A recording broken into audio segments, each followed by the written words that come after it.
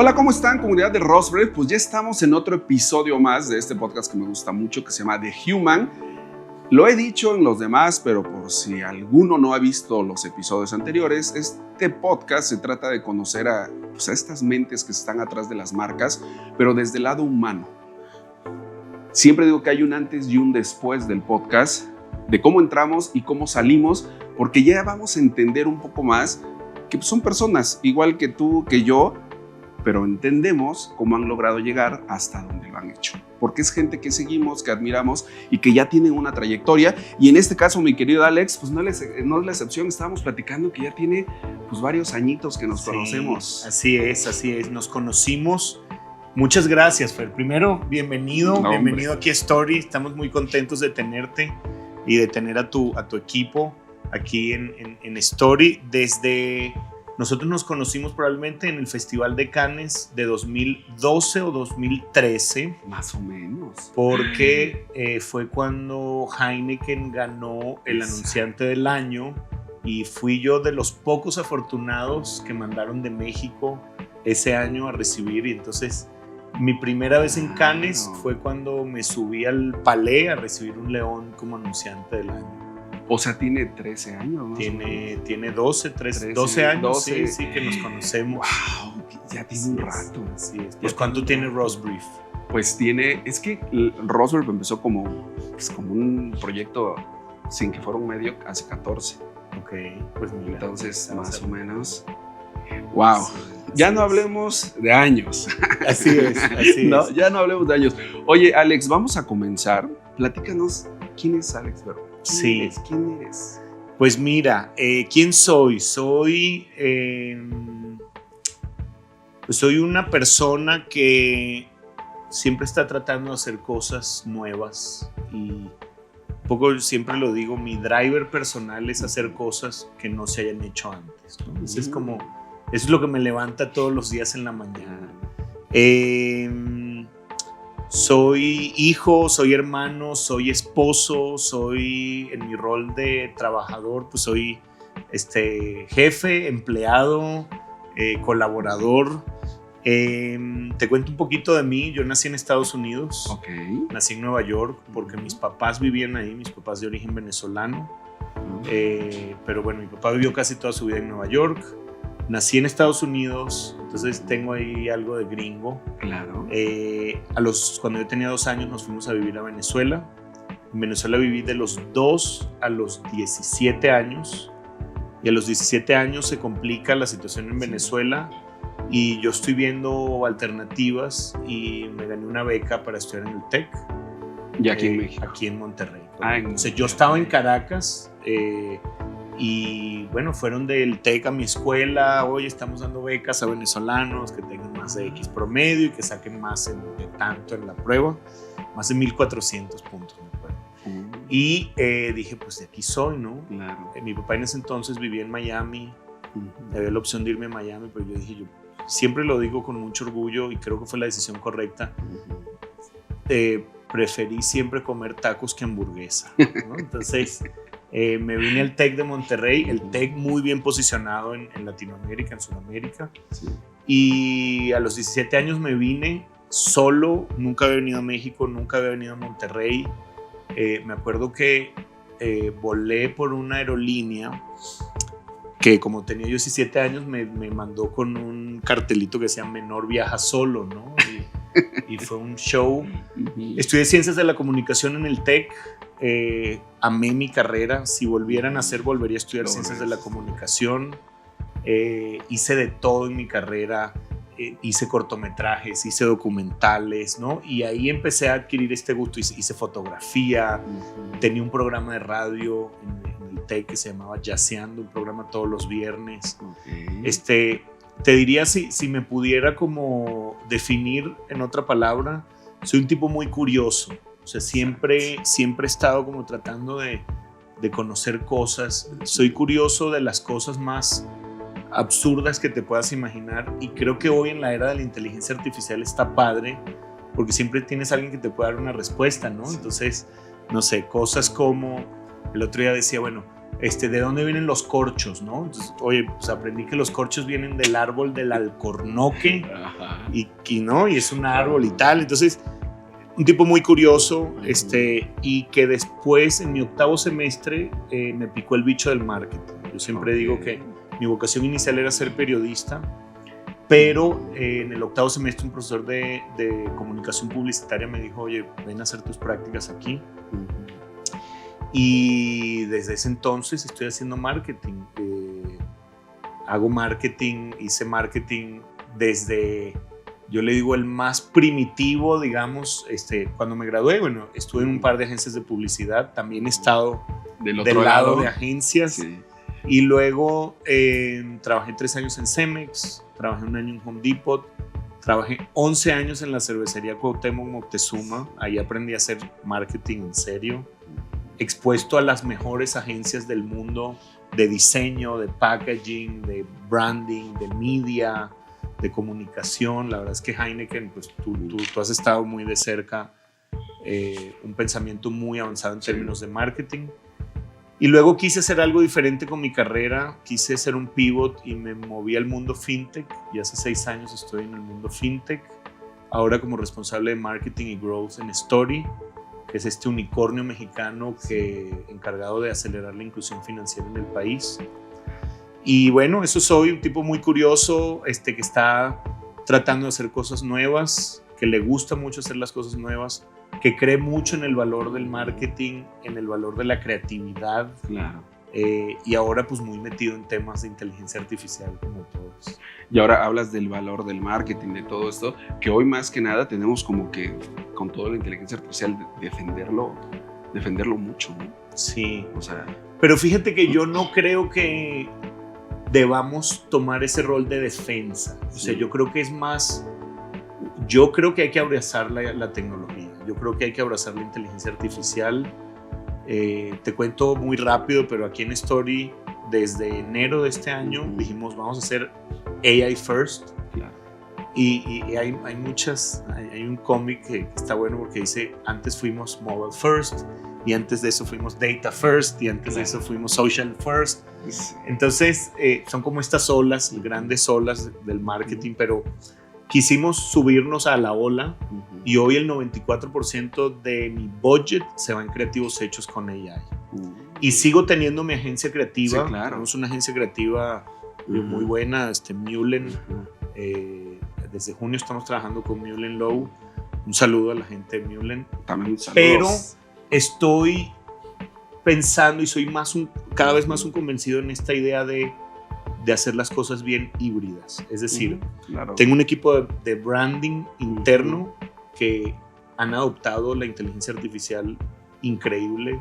También un cariño a mi equipo de brand. Les llamamos los storytellers. Claro.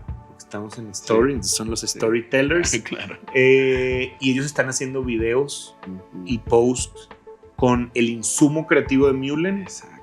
Y en horas estamos haciendo campañas con AI. Entonces, yo sí creo que el tema de AI nos va a hacer como superhumanos. O sea, yo lo veo como el traje de Jarvis de Iron Man, ¿no? Que nos va a permitir ser como superhumanos. Así lo pienso. Pero no creo que nos va a reemplazar, ¿no? Pero creo que hay que adoptarlo, y quienes más rápido le entendamos, mejor nos va a ir, yo creo. Y cuando comento esta parte de no perderlo, es en el sentido de que no perdamos nuestra esencia, que nosotros seamos y solamente sea la herramienta, y no dejemos y le demos el control a la herramienta, ¿no? Sería ella. Oye, Alex, me dices que eres muy curioso. ¿Desde pequeño eres así?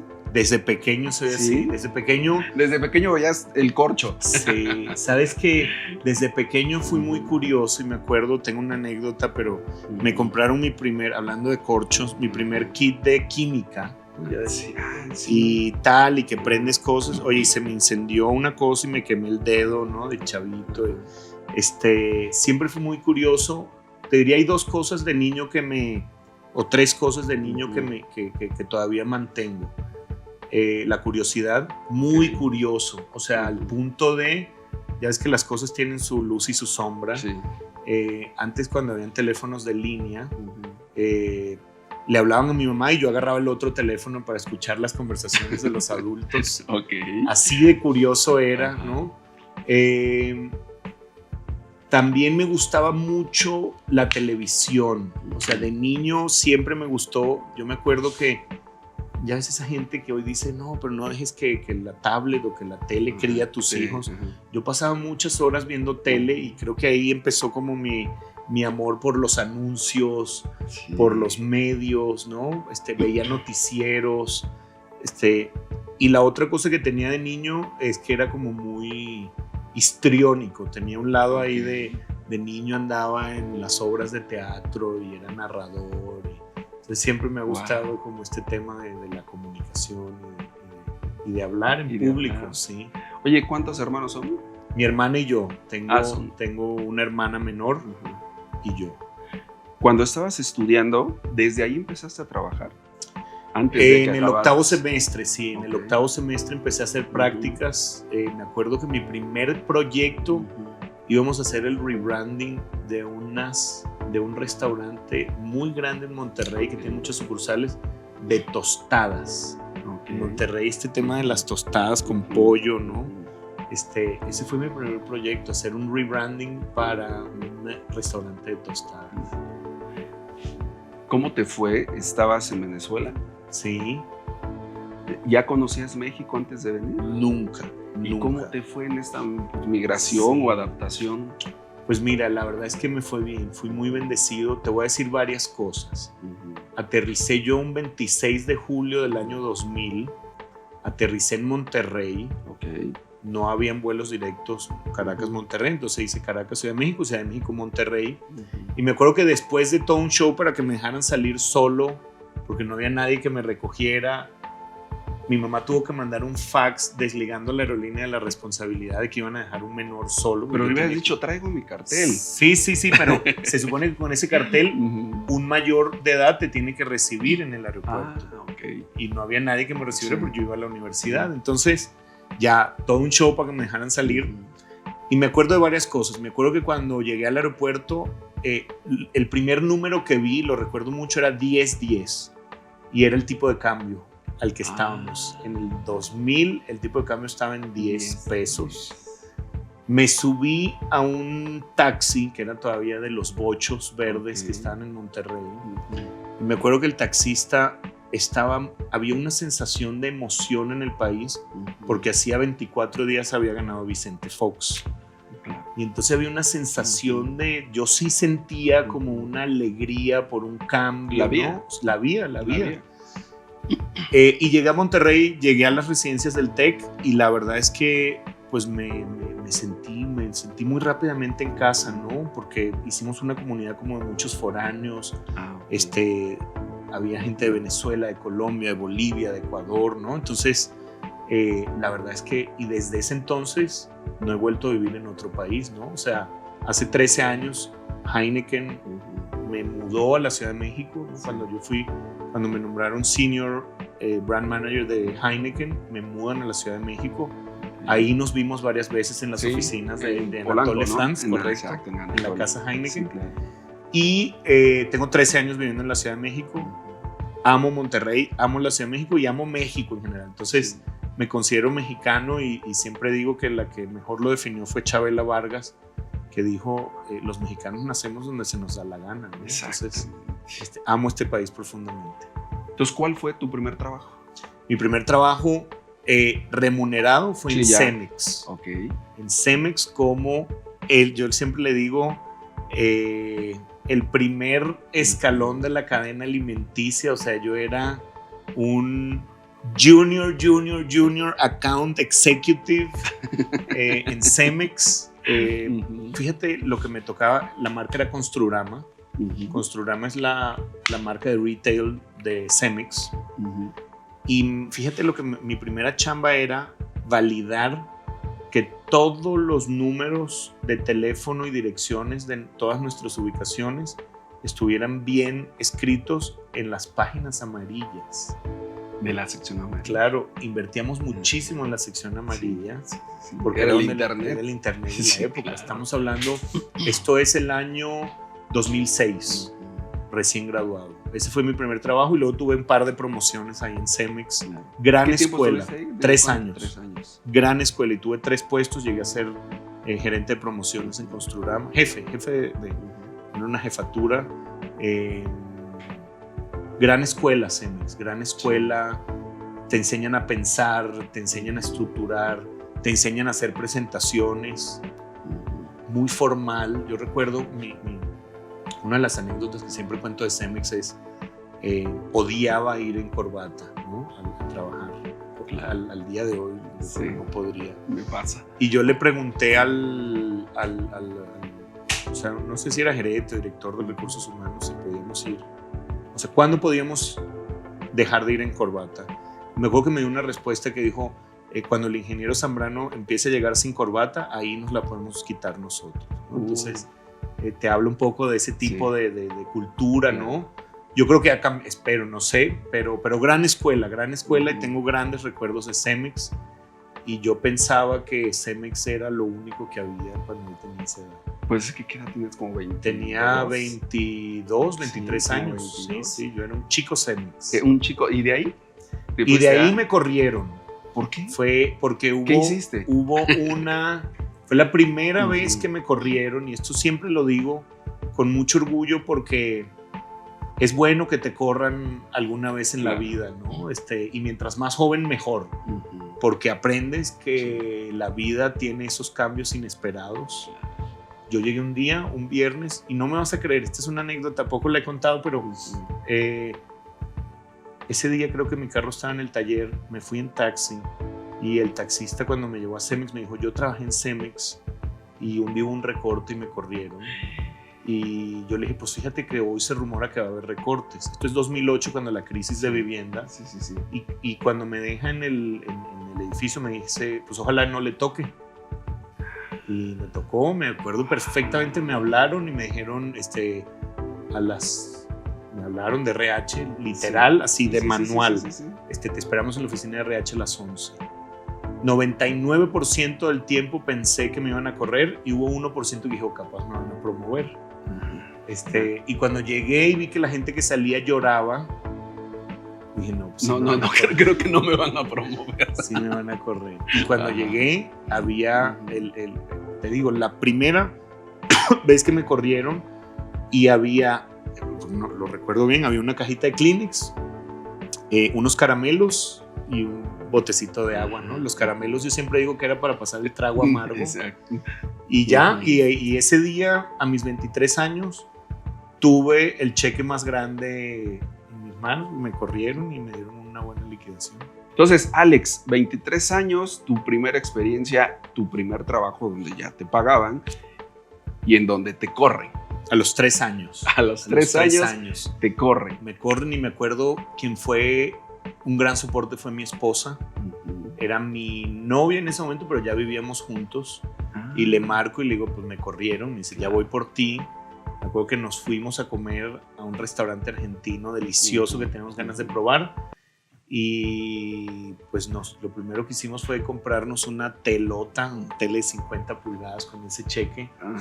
Y empecé pues dije, pues ¿qué hago, no? Un chavo de 23 años, ya estaba viviendo en Monterrey, ya estaba viviendo con Carolina, mi esposa, que hoy es, de que en ese entonces era mi novia, pues ya vivíamos juntos. Tengo que encontrar chamba, ¿no? Claro. Y inundé Monterrey de currículums, eso es lo que yo digo. Inundé Monterrey, le escribía a todo mundo mandando mis currículums, y me hablaron de 2 lugares. Me hablaron de la cervecería Cuauhtémoc Moctezuma, y ahí avanzó bastante el proceso, y me hablaron de Home Depot. Y quien primero me resuelve es Home Depot, y entro a entrar a Home Depot. Gran empresa también, ¿no? Pero entonces, si te das cuenta, hasta ese entonces mi carrera era muy construcción, retail, claro, ¿no? Claro. Construrama, Home Depot. Y a los 9 meses me hablaron de la cervecería y me dijeron, pues aquí está tu chamba, ¿no? Entonces, o sea, solo estuviste 9 meses en Home Depot. Y pues tomé la decisión porque pues quería hacer algo de consumo masivo. Exacto. Pero además el puesto estaba bien padre. El puesto era Junior Brand Manager de la marca Sol. La marca Sol en ese entonces era la marca más grande de la cervecería. Tenía todo. tenía equipos de fútbol, equipos de béisbol, el Foro Sol, teníamos concierto, teníamos música y teníamos una agenda de innovación bien agresiva. Me tocó lanzar marcas como Sol Clamato, que hoy es un gran producto, sí. Sol Limón y Sal, Sol Cero, era una marca enorme, una marca, y ahí estoy expuesto por primera vez. Entonces, bueno, dejé Home Depot, entro a la cervecería, creo que yo fui el junior brand manager más joven en ese entonces, tenía 24 años, sí. Y bueno, me empiezo a exponer a creatividad de clase mundial, y ahí es cuando empiezo a trabajar. La agencia de Sol en ese entonces era DDB Argentina, y el director general creativo era Pablo Batle y Hernán Jauregui. Claro, sí, Pablo. Y bueno, y con Pablo hicimos campañas increíbles. Yo empecé a trabajar con Pablo, y la primera campaña así grande que hicimos fue la del Mundial del 2010, Sudáfrica 2010, que fue Pídele un tiempo, en donde los hombres le pedían un mes a sus parejas, del 11 de junio al 11 de julio, y esa campaña fue un golazo literal, porque no patrocinábamos a la selección, no patrocinábamos nada del mundial, y aún así fuimos la segunda marca más recordada del mundial después de Bimbo. Sin patrocinar. Fue muy linda esa campaña. Y bueno, me tocó liderar una promoción con 40 ganadores de la marca Sol, y me llevé a 40 ganadores 17 días a Sudáfrica al mundial. Y entonces ahí me tocó, me tocó ir a como 7 partidos del mundial. Fue una locura de logística, 17 personas. Íbamos a ir 6 días y por un tema logístico era más barato irnos 17 días que 6. Entonces nos fuimos 17 días a Sudáfrica, una locura experiencia. Y cuando estoy en Sudáfrica, tenía en ese entonces una BlackBerry, y me llega un mensaje, un correo institucional, en donde anuncian que FEMSA aceptó una oferta de adquisición de Heineken, y que a partir de ese entonces la compañía Cuauhtémoc Moctezuma, de más de 100 años, iba a pasar a ser parte de Heineken. Y ahí lo primero que dije fue, yo quiero trabajar en la marca Heineken, ¿no? Esa es otra cosa que siempre me ha motivado mucho, construir marcas. Claro. Creo mucho en el valor de las marcas. Y dije, pues ahí tengo que trabajar para Heineken. Claro. ¿Y ahí qué tiempo? ¿11 años estuviste? 11 años estuve ahí, llevaba 2. Y entonces... Por eso, pero fueron 9 más esos 2. Correcto, correcto. Y de ahí Heineken hace toda la compra, la fusión, y llega un director de marca italiano, un tipo que seguro conociste, Franco Maria Maggi. Claro, sí. Y Franco era el director de la marca, y yo fui y le toqué la puerta a Franco y le dije, él había lanzado la marca en Sudáfrica con mucho éxito, y pues lo trajeron a México a lanzar la marca. Y le dije, Franco, quiero trabajar en Heineken. Y me dijo, pues qué bueno, estaba esperando que alguien viniera a levantar la mano, empiezas el lunes. Y así fueron 4 años de un viaje increíble de lanzar la marca Heineken en México. Oye, tenías 24 años. Realmente no tenías... Ahí ya tenía como 26. No, cuando entraste. Sí. Tenías 24 años, sí. Y no tenías como tanta experiencia todavía. Correcto. ¿Cómo fue también este proceso? Cuando llegas es un monstruo. Como dices, ya no tiene que ser México, sino ya tenías que ver al mundo. Sí. ¿Cómo te fue con eso? Pues mira, varias cosas. Te diría un par de cosas. Es una muy buena pregunta. La primera es, la cervecería es una gran escuela, y como le dedican tanto al marketing, también tienen grandes procesos y manuales. Me acuerdo que en ese entonces el CMO de la cervecería, un tipo inteligentísimo, Miguel Mendoza, y Miguel estaba haciendo una gran transformación en términos de construir los capabilities de los marqueteros en la cervecería, y estábamos trabajando con gente excepcional que estaban, justo yo llegué en un punto en donde nos estaban enseñando una nueva metodología de hacer marketing. Entonces como que llegué en redondito a aprender, ¿no? Exacto. Y aprender a hacer briefs, aprender a evaluar la creatividad, aprender a hacer campañas, aprender a hacer planes de medios, ¿no? Entonces eso fue lo primero, fue una gran escuela que tenía como muchas facilidades para que uno aprendiera. Y te formaras ahí, ¿no? Y la otra cosa te diría que es una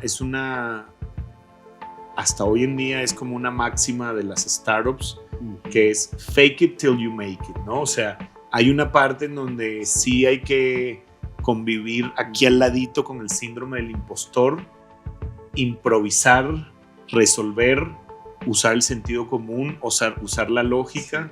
Y ese fue un poquito la otra gran herramienta. O sea, sí es pues estar en las juntas y pues, si que tienes algo que decir, dilo, y perder el miedo un poco. Yo siempre le digo a los chavos que están en el equipo, ahora que a mí me toca liderar equipos, aquí en Story tengo la fortuna de liderar un equipo grande, que somos ya como 80 personas. Y yo les digo, como no tengan miedo a hablar, ¿no? O sea, no tengan miedo a preguntar, no tengan miedo a participar, a intervenir. Entonces creo que esa fue la otra, ¿no? Improvisar un poquito y seguir navegando el mundo corporativo, ¿no? Oye, ¿y si sentiste muchas veces que no ibas a poder? Muchas veces. Y sobre todo también cuando hago el cambio, tuve 11 años en la cervecería y era mi casa, ¿no? O sea, tenía una linda carrera ahí, claro. Habían planes de crecimiento para mí, ¿no? Había muchas alternativas, me podía ir a Ámsterdam, me podía ir a Nueva York. Pero luego llegó un punto de mi carrera en donde dije, oye, no sé si esto es lo que quiero hacer toda la vida, ¿no? O sea, y siempre tuve una cabeza muy digital, claro. Entonces, ya regresaremos a eso, pero dentro de Heineken, cuando me mudo a la Ciudad de México, ya como Senior Brand Manager de Heineken, me toca liderar mi primer proyecto grande en Heineken, que fue un viral que se llamó The Decision, sí, que fue muy exitoso. Ese ganó EFI de Oro como la mejor campaña del año. Pusimos cámaras escondidas en un bar en La Condesa y llevamos un chavo real, en tiempo real, a la final de la Champions. Esto es 2013. Y esa fue la primera vez, me acuerdo que nos habló en ese momento Lino Cataruzzi, que era el General Manager de Google, y nos dijo, oye, no vas a... O sea, esto está muy grande, esto puede ser muy viral. Y yo me acuerdo que subimos ese video, yo estaba en Londres en la final de la Champions, y me fui a dormir, y cuando me levanté tenía 100,000 views. Y dije, wow, esto puede ser muy grande. Claro. Terminó como con 3 millones de views. Y ahí empezamos, tanto la empresa como yo, a darnos cuenta de mi mindset digital, ¿no? y de esta transformación. Ahí me da mi primer rol senior como director de medios y digital, ¿no? Entonces quise hacer yo muchas cosas digitales y luego dije, bueno, quiero hacer algo 100% digital. Y ahí fue cuando hago el pivot. Después de 11 años me salgo de la cervecería y me meto a trabajar en una startup de préstamos a empresas, 100% en línea, ¿no? Credit Justo. Y fue muy difícil, yo te diría, fueron los 90 días más difíciles de mi carrera profesional, porque yo no entendía nada de lo que estaba pasando. O sea, no entendía un carajo de lo que estaba pasando, mucha incertidumbre, mucha ambigüedad, ¿no? Y en esos momentos es donde el síndrome del impostor está más alborotado, digo yo, ¿no? O sea, esa voz que te dice, ¿tú aquí qué haces, no? Tenías tu vida en la cervecería. Aparte hay un tema importante que era el salario emocional, ¿no? O sea, te he dicho varias cosas, pero con Heineken tuve la oportunidad de ir a 2 mundiales, tuve la oportunidad de ir a una final de la Champions, tuve la oportunidad de ir al paddock en la Fórmula 1, y tenías todo ahí. US Open, ¿no? Y dije, quiero hacer algo diferente, ¿no? Entonces, en Credit Justo decía, ¿qué estoy haciendo aquí, no? O sea, cosas como, yo llegaba, ¿no?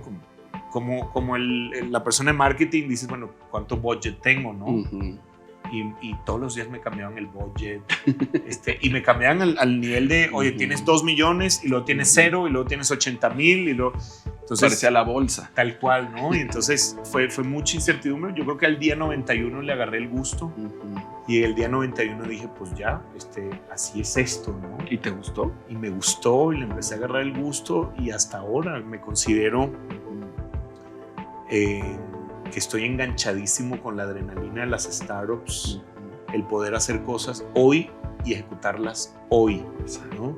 El corporativo tiene esta cosa de que lo que piensas hoy lo vas a ejecutar en meses, ¿no?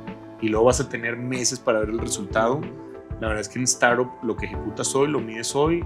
O sea, lo que piensas hoy, lo ejecutas hoy. Y lo mides cambias hoy. Y lo cambias mañana, Sí, tal claro. cual. Sí, claro. Y muchas veces, y sobre todo luego que cuando entré aquí a Story, otra vez el síndrome del impostor alborotadísimo, porque aquí una de las cosas que he hecho muy bien Story es contratar gente world class. O sea, y entré ya a un nivel digamos, de la capa de liderazgo, en donde estoy con gente que ha hecho crédito por años en instituciones enormes, gente que ha tenido experiencia en empresas como Amazon, como Rappi, como Mastercard, como Capital One, y ya sentarme a la mesa con gente de ese calibre hace dos cosas. Hace que uno también se le alborote su síndrome del impostor, pero hace algo muy bonito, y es que te empuja a sacar lo mejor de ti, ¿no? O sea, cuando ya estás en esa mesa tienes que sacar, como dicen los gringos, tu A-game. Exacto. ¿Cómo entras acá? Es muy chistoso porque, bueno, después de estar en Credit Justo, hicimos el rebranding, me tocó hacer el rebranding, lo cambiamos a Cobalto. Luego estuve un periodo en La House, que es una startup de real estate. Me buscan y es muy chistoso porque la primera entrevista que tengo con el CEO, yo estaba en mi casa, fue una entrevista remoto, y ese día fue un 19 de septiembre y tiembla. No fue el temblor grande, esto estoy hablando de 2022, septiembre del 2022 fue mi primera entrevista. Todavía estábamos en pandemia. Todavía estábamos en pandemia y tiembla. Claro. Y estoy en el minuto 1 de la reunión y le digo, Vin, perdóname, tengo que colgar. Está temblando, ¿no? Sí. Y yo dije, ya valí, ¿no? Hasta ahí llegué. Claro. Pero no, afortunadamente me buscó. ¿Recordaste al taxista? Sí, exacto. Y ya, siempre había querido trabajar en una startup que tuviera una escala de unicornio. Había seguido por muchos años Story. Story tuvo muchísimo éxito inicial porque el producto es fantástico. El producto es una tarjeta de crédito con 99% de aprobación. Sí. Y lo seguí cuando fueron un unicornio, seguí cuando llegaron a sus 2 millones, a su primer millón de clientes, a su segundo millón de clientes. Y bueno, esta idea de poder entrar aquí me entusiasmó muchísimo, y cuando me hicieron la oferta no lo pensé. Y aquí estoy desde en enero voy a cumplir 3 años. Entré a trabajar a los 3 días de haber cumplido 40 años. Oye, Alex, ahora platícanos qué haces. Sí. ¿Cómo es tu día a día? ¿Qué haces? Bueno, hay un par de cosas interesantes que pueden ser anécdota. Lo primero es, a mí me contratan como el responsable del área de marketing, y yo toda la vida he hecho marketing. Sí, pues es lo tuyo. Pero nunca me habían gustado las ventas. Okay. Siempre yo era ese marketero recalcitrante que era como ventas acá y marketing acá. Y el primer día que llego me entero que yo soy el responsable del growth en Story, ¿no? Entonces, y que tú tienes que traer los clientes y a ver cómo le haces, ¿no? Entonces, ya había toda una infraestructura y tal, pero... Sí, pero tú eres el responsable. Yo era el responsable, ¿no? Y fue la primera vez que dije, wow, pues aquí tengo que ver qué trucos, ¿no? Vuelvo a sacar. Y aquí recuerdo mucho a mi amiga Carla Berman, siempre la cito, porque Carla dice, todos vamos a terminar vendiendo tarde o temprano. Sí. Y mientras más temprano mejor, ¿no? Entonces pues me tuve que meter a aprender de mis mentores, de Carla, de Ale Calatayud, que fue una gran mentora, gente que le sabía el tema de ventas, y hablarles, ¿no? Oye, ¿cómo ves esto? ¿Cómo está esto? Los ciclos, ¿no? Eso estuvo muy padre. ¿Qué hago? Pues hago marketing y growth en Story. Me preguntas también qué hago en mi vida, cómo es mi día a día. Algo muy padre y que no he dicho mucho. Me levanto y lo primero que hago es meditar. Medito desde hace como, yo creo que 6, 7 años, medito todas las mañanas, media hora. Me ayuda muchísimo. Es ese momento de media hora donde estoy solo. Generalmente lo hago pues cerca del amanecer, 6 de la mañana, medito y arranco mi día. Trabajo mucho. Eso es algo que también le digo a los chavos. Creo que no hay atajos. Creo que hay que trabajar mucho. Entonces trabajo mucho. Yo creo que mis primeras juntas serán 8 de la mañana y estoy todo el día trabajando, juntas, reuniones, ¿no? Lidero un equipo grande de 80 personas. He descubierto ahora esta faceta mía de líder que me gusta mucho, construir equipos ganadores. Soy un tipo bien intenso, o sea, sí soy intenso me gusta trabajar. Mi equipo sabe que me gusta trabajar, me gusta hacer seguimiento. No soy micromanager, pero entiendo también que a veces los equipos necesitan ayuda y ahí pues trato de ayudarlos lo más que se pueda. Yo siempre digo que como que mi combinación de liderazgo es, soy un líder intenso pero humano. O sea, entiendo que todos somos seres humanos que tenemos sueños, aspiraciones, miedos, crisis, preocupaciones, angustias, ¿no? Entonces trato de ser empático. Termino de trabajar 7, 8 de la noche. Estoy con mi esposa. Mi esposa es psicóloga. Entonces me ayuda mucho, me terapea de vez en cuando y bueno, ese es un poco de mi rutina. Y los fines de semana mi hobby es asar carne. Eso lo aprendí en Monterrey, aso, ahumo. Un fin de semana para mí, si no aso carne, no es fin de semana.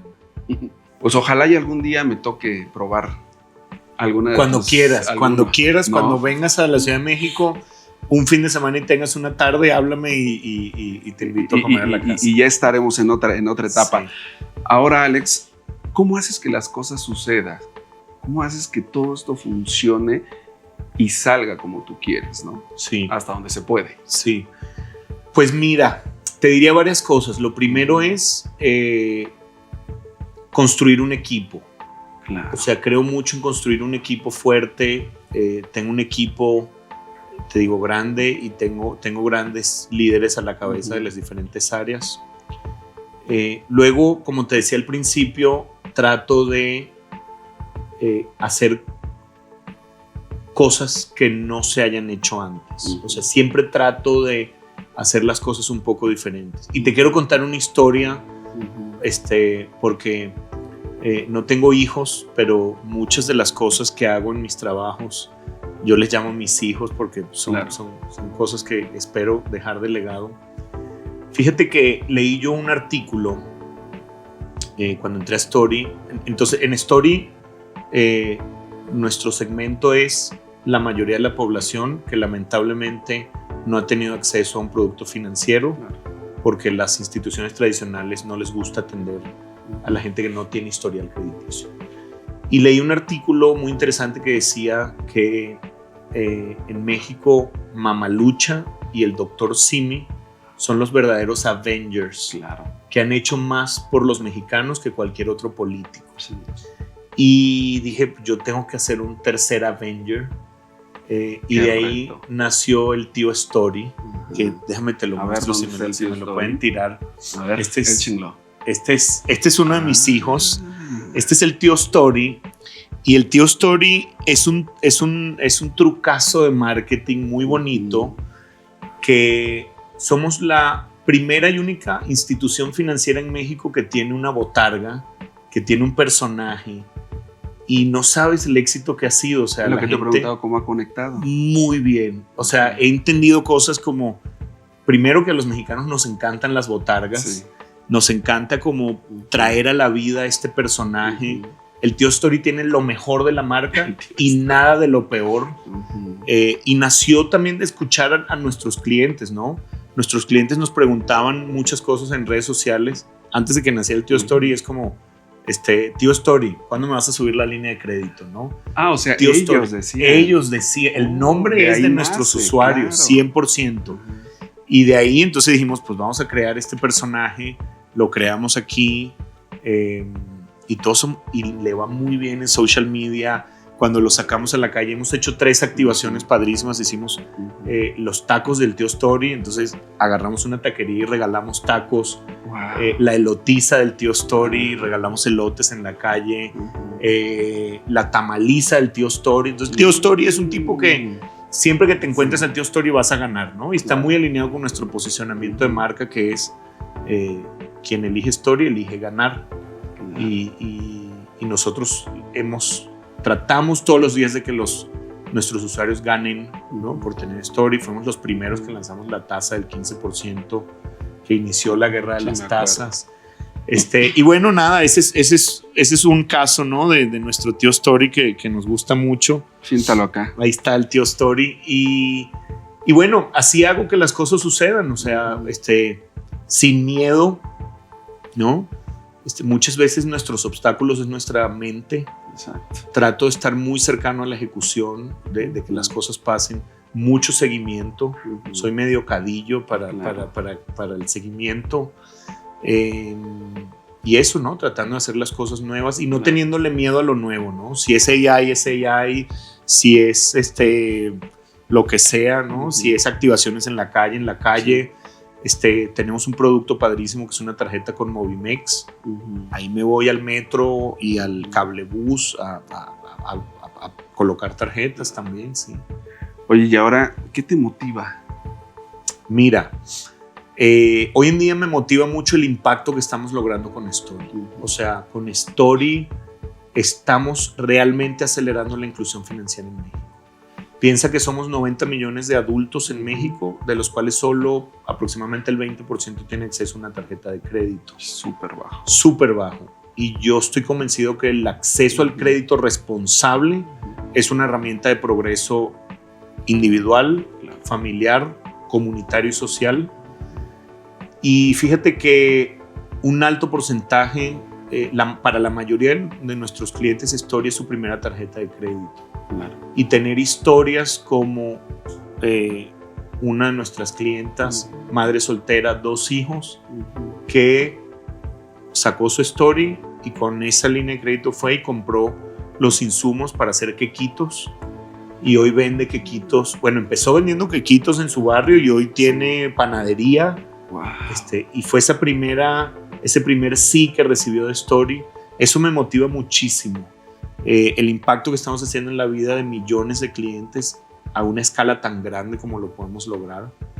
Me motiva ser un buen líder, he encontrado que este tema del liderazgo es bien difícil, y el liderazgo lo que hace es amplificar tus cosas buenas y tus cosas malas, ¿no? Sí, entonces claro. se te ven mucho las costuras, Sí. cuando eres un líder.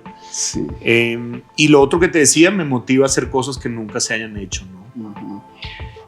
Has comentado mucho de que te motiva a hacer cosas que no se hayan hecho, ¿no? ¿Cómo logras encontrar eso? Yo creo que sabiendo que vas a fallar muchas veces.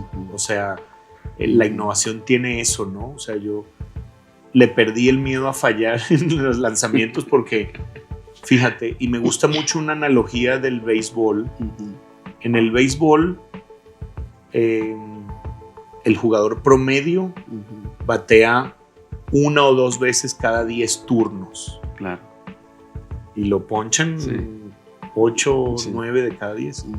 Los muy buenos, los mejores, batean 2 o 3 veces de cada 10.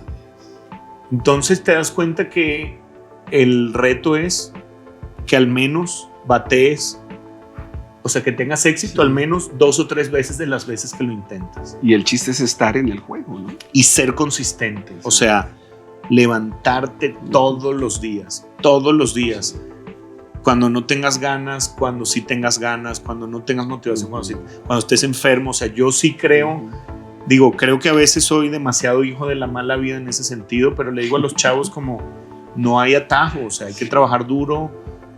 Yo no vengo de una familia rica, ¿no? Entonces, para mí, yo soy un resultado del trabajo, o sea, fui becado, no encuentro otra forma que trabajar. Y sabes que, Alex, a veces este tipo de podcast, a mí parte de lo que lo disfruto es el conocer el camino que se tiene para poder llegar, ¿no? Porque a veces los jóvenes de repente te pueden ver en una conferencia, ¿no? Y dicen, quiero ser como él, ¿no? Pero a veces creen que tú te despertaste Sí. y que te dijeron, oye, ya vas a tener todo esto, ¿no? Y pues no es así. No es así.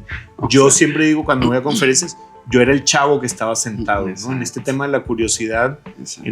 cuando estaba en la escuela iba a todas las conferencias, admiraba mucha gente, admiraba muchos creativos. Yo me acuerdo perfecto Raúl Cardós, Claro. yendo al TEC y yo Sí. yendo a ver una conferencia de Raúl Cardós, ¿no? Marco Colín, o sea, gente muy, muy top. Y no hay secreto, yo creo que es darle duro, Sí. atreverte, prepararte.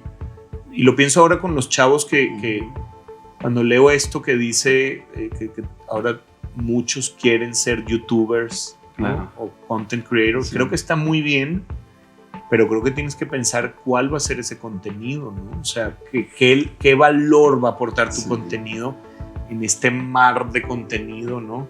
Entonces, sí, creo que no se llega de la noche a la mañana. Hay que trabajar mucho y hay que ser consistentes. Y estamos viviendo una época fascinante. A mí, hablando de esta parte de ser curioso y de estar experimentando, creo que hoy es más que nunca estar experimentando de todo, viendo, aprendiendo, pero también cada vez se pone más difícil. O sea, cada vez las oportunidades cuesta más trabajo poderlas tener. Sí, O sea, sí, sin duda. Creo que ahorita que hablábamos del tema de inteligencia artificial, el humano sigue siendo clave porque el input es muy importante, ¿no? Exacto. Y la materia prima viene de ahí.